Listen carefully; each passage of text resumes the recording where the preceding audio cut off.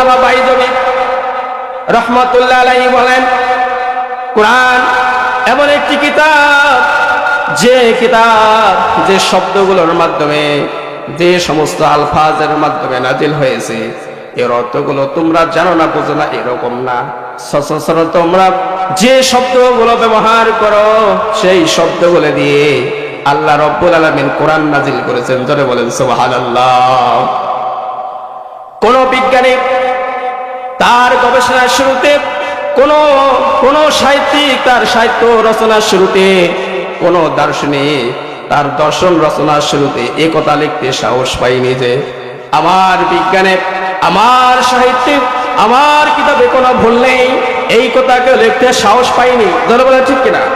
আইনস্টাইনের নাই, কার্ল মার্ক্সের নাই, আব্রাহাম লিঙ্কনের নাই, এরিস্টটল বলেন, ত্রিপিটক বলেন, ইহুদিদের হাতে রচিত তাওরাত বলেন, খ্রিস্টানদের হাতে রচিত বাইবেল বলেন, কেউ এই কথা লিখতে সাহস পায়নি যে আমার কিতাবের মধ্যে কোনো ভুল নাই।